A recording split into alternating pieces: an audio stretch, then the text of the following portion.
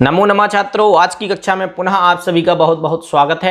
आप देख रहे हैं सुदर्शन जैन के साथ ज्ञान सुधारक चैनल पर कक्षा 10वीं का जो षोडशा पाठा 16 नंबर का पाठ है ब्रह्मवादिनी मैत्रेयी।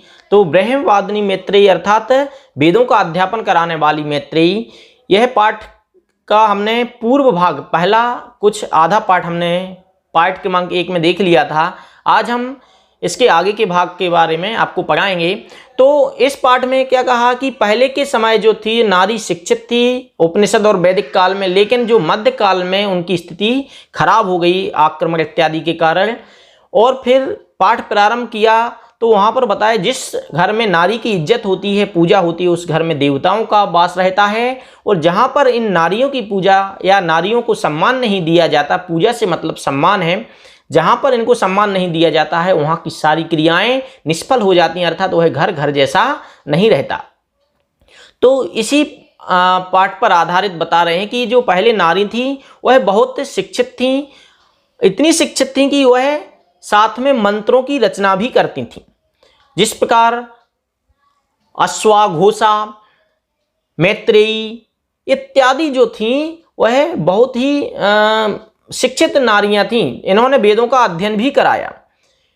तो बता रहे हैं कि यज्ञवाल्क्य जो एक ऋषि थे उनकी दो पत्नियां थीं, एक तो कात्यायनी और दूसरी मैत्रेयी। तो जो कात्यायनी थी वो घर इत्यादि के कार्य में कुशल थी, निपुण थी, गुरुकुल इत्यादि की व्यवस्था थी देखती थी। और जो मैत्रेयी थी वह क्या थी, वेदों का अध्ययन कराने वाली थी, बहुत होशियार थी।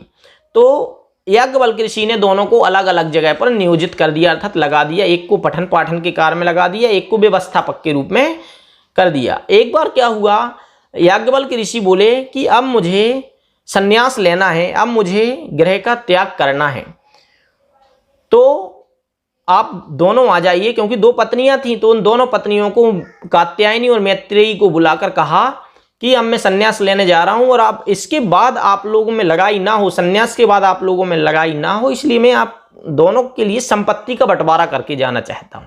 लेकिन क्या होता है, जो मैत्रेयी बोली आप संन्यास लेंगे तो हमको इस बंटवारे से क्या लेना देना, क्योंकि यह जो बंटवारा है पति पत्नी का सब कुछ जो होता है वो पति होता है। अब पति ही संन्यास ले रहा है तो हमको बंटवारे की कोई आवश्यकता नहीं है। इस प्रकार मैत्रेयी ने कहा। लेकिन फिर याज्ञवल्क्य ने कहा कि नहीं, ऐसा नहीं है। अगर संसार में रहना है, जीना है, तो धन हमारे लिए बहुत आवश्यक है।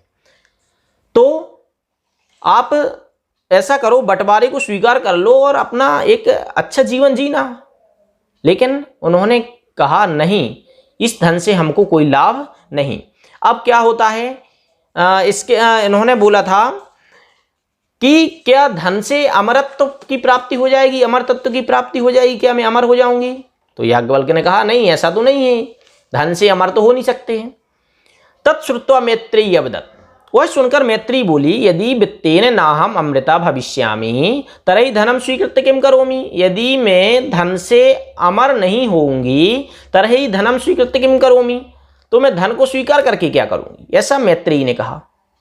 यत् अमृत तत्वस्य साधनम अस्ति तद वदतु भवान। जो अमृत तत्व अर्थात अमर पने का साधनम, जो हमको मोक्ष तक ले जाए या जिससे हम अमर हो जाएं, ऐसा कोई साधन हो तो आप मुझे वो बताइए। स्वपत्न्या ब्रह्म जिज्ञासाम ज्ञात्वा याज्ञवल्क्यः आत्मनिरूपणम आरब्धवान। स्वपत्न्या ब्रह्म जिज्ञासाम, अपनी पत्नी की ब्रह्म जिज्ञासा को जानकर याज्ञवल्क्य जो थे उन्होंने आत्मनिरूपणम आरब्धवान, उन्होंने आत्मनिरूपण प्रारंभ कर दिया। मैत्रेयी पत्निया कृते पति प्रियो भवति। मैत्रेयी कहती है, अर्थात पत्नी के अभी उन्होंने क्या कर दिया, मैत्रेयी की जिज्ञासा को देखकर आत्मनिरूपण अर्थात आत्मा के स्वरूप का निरूपण अर्थात बताने लगे। मैत्रेयी पत्निया कृते पति प्रिया भवति। अब वो बता रहे हैं, याज्ञवल्क्य बता रहे हैं मैत्रेयी को, मैत्रेयी पत्निया कृते पति प्रिया भवति, पत्नी के लिए पति प्रिय होता है। पुत्रा प्रिय भवति, पुत्र प्रिय होता है। पत्नी को पति प्रिय होता है, पुत्र प्रिय होता है। परम सा पुत्रस्य कृते पत्युः कृते वा प्रिया न भवति, लेकिन वह पुत्र के लिए और पति के लिए प्रिय नहीं होती, अपितु आत्मना कृते प्रिया भवति। किसके लिए प्रिय होती है? अपितु किंतु आत्मना कृते प्रिया भवति, अपने लिए ही प्रिय होती है, अपनी आत्मा के लिए। कोई किसी के लिए प्रिय नहीं है, ये सब दिखावा है, सब अपने लिए प्रिय होते हैं। तथैव धनम प्रियो भवति, वैसे ही धन प्रिय होता है। जिस प्रकार पुत्र प्रिय होते हैं, पत्नी प्रिय होती है, उसी प्रकार धन भी प्रिय होता है।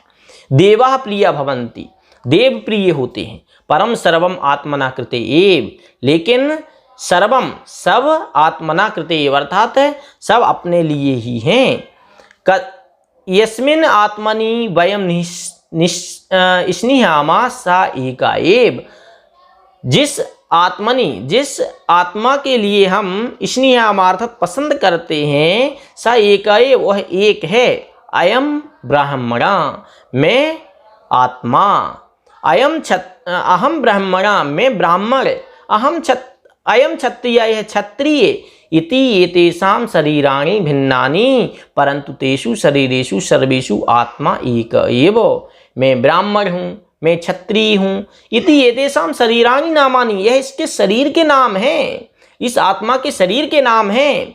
परंतु तेषु शरीरेषु, लेकिन इन शरीरों में सब में आत्मा एक ही है।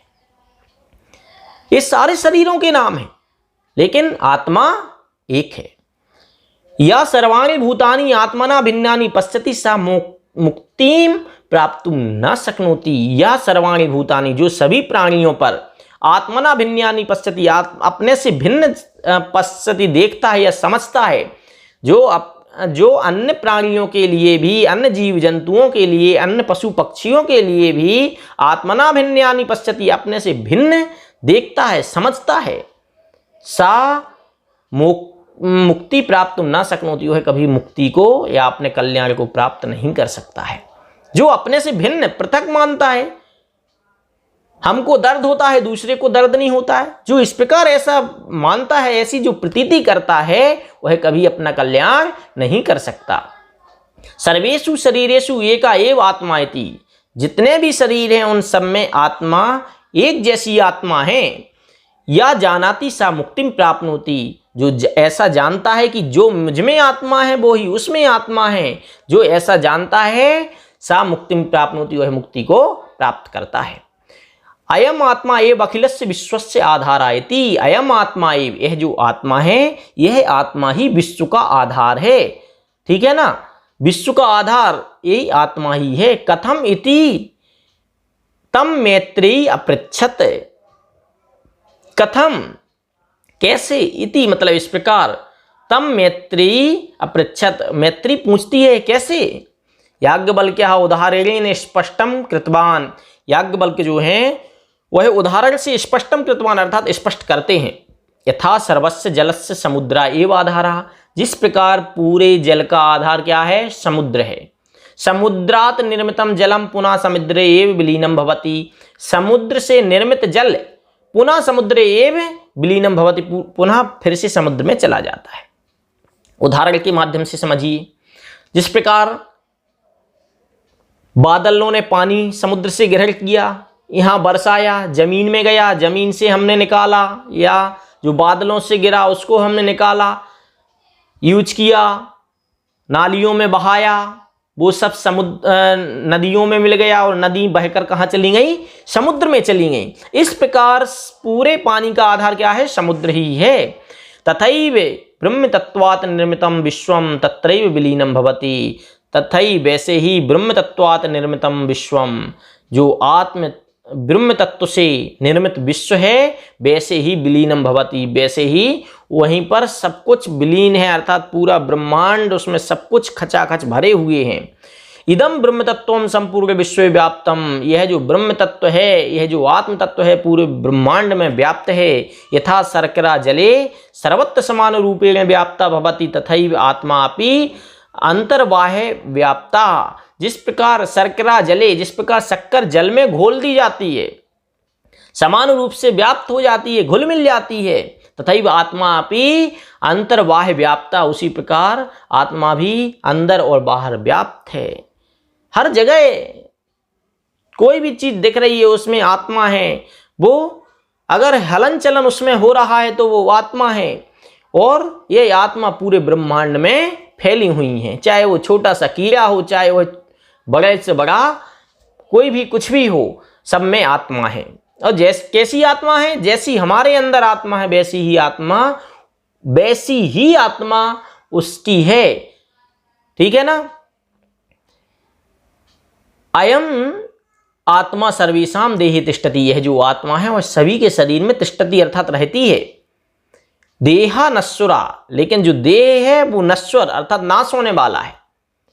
यदा सा देहे तिष्ठति तदा तस्य भिन्नानि नामानि सन्ति, जब यह आत्मा देह शरीर में रहती है तब इसके भिन्न भिन्न नाम रहते हैं। देह नाशनात् अनंतरम आत्मा देहात् वही निर्गच्छति, और जब शरीर का पतन हो जाता है या आत्मा शरीर से जब बाहर निकल जाती है तो देह अर्थात जब शरीर काम का नहीं बचता है या शरीर में आत्मा को ग्रहण करने की शक्ति नहीं रहती है तो वह आत्मा वहां से जितने समय के लिए वहां पर आई थी अब वो उस शरीर को छोड़कर चली जाती है। तदा तस्य कापि संज्ञा नास्ति, तब उसकी कोई संज्ञा नहीं है, सिर्फ ब्रह्म आत्मा। साना नश्यति, वह कभी नाश नहीं होती, आत्मा का कभी नाश नहीं होता। तत्र विकारा अपि न भवन्ति, उस आत्मा में कभी विकार भी नहीं है। आत्मा स्वरूप की अपेक्षा बिल्कुल शुद्ध है, पवित्र है, उसमें किसी भी प्रकार का विकार नहीं है। एकमेव अद्वितीयम पर ब्रह्म, एकम एव एकमात्र आत्मा ही अद्वितीय पर ब्रह्म अर्थात अद्वितीय अलौकिक परमात्मा है। यदा तस्य ज्ञानम भवति तदा सर्वम विदितम भवति, जब उस आत्मा का ज्ञान हो जाएगा तब हमें सब कुछ समझ में आ जाएगा। विदितम भवति, विदित हो जाएगा। आत्मत्वं च प्राप्यते, और आत्म तत्व की प्राप्ति हो जाएगी। अस्य आत्म तत्व से साधनम किम, अब फिर से पूछती मैत्रेयी कि इस आत्म तत्व का साधन क्या है, कैसे हम इस आत्म तत्व की प्राप्ति करें। इति मैत्रेयी अपृच्छत, ऐसी मैत्रेयी पूछती है। यदा याज्ञवल्क्य उक्तवान, तदा याज्ञवल्क्य उक्तवान, तब याज्ञवल्क्य बोले आत्म साक्षात्कार एवं आत्म तत्व से साधनम, आत्म साक्षात्कार अपनी आत्मा का साक्षात्कार करना ही आत्म तत्व से साधनम, आत्म तत्व का साधन है। आत्मा का साक्षात्कार करना ही आत्म तत्व का साधन है। इति ब्रह्म निरूपणम कृत्वा, क्या है? आत्म साक्षात, अपनी आत्मा का साक्षात्कार करना, चिंतन करना, अपने उस आत्मा के स्वरूप को पहचानना ही आत्म तत्व का साधन है। इस प्रकार ब्रह्म निरूपणम कृत्वा, इस प्रकार ब्रह्म निरूपण करके अर्थात आत्मा का ज्ञान दे करके याज्ञवल्क्य संन्यासम स्वीकृतवान, याज्ञवल्क्य ने संन्यास स्वीकृत कर लिया। एवं ब्रह्मवादिनी मैत्रेयी, इस और ब्रह्मवादिनी मैत्रेयी याज्ञवल्क्यात् ब्रह्म ज्ञानम प्राप्तवती, और जो मैत्रेयी थी उन्होंने याज्ञवल्क्य से ज्ञान प्राप्त कर लिया, ब्रह्म ज्ञान प्राप्त कर लिया। नास्ति कुत्रचित एतादृशी ब्रह्मवादिनी स्त्री, ऐसी ब्रह्मवादिनी स्त्री अन्य नहीं है। या धनम विहाय ब्रह्म ज्ञानम इच्छति, जो धन को छोड़कर ब्रह्म ज्ञान चाहती हो। अतः मैत्रेयी भारतीय संस्कृतौ आदर्शभूता, इसलिए जो मैत्रेयी है वो भारतीय संस्कृति में नारियों के लिए एक सम्मान है, ऐसी यह आदर्शभूत है। अर्थात जिन्होंने धन की चाह नहीं करके आत्म तत्व की प्राप्ति के लिए उन्होंने आत्म साधना का प्रयत्न करने के लिए याज्ञवल्क्य ऋषि से पूरा ज्ञान प्राप्त किया। इसलिए नारियों में जो मैत्रेयी है इनका नाम सभी जानते हैं, क्योंकि इन्होंने कुछ त्याग किया, कुछ छोड़ने का भाव था। सीता ने भी जिस प्रकार त्याग किया, सीता का नाम तब हुआ जब उन्होंने त्याग भाव दर्शाया। तो हमें इससे क्या समझ में आया कि नारियों की हमें पूजा अर्थात उनका सम्मान इज्जत करनी चाहिए, क्योंकि ये भी हमारे समकक्ष ही हैं। चलें आज बस इतना ही। नमो नमः।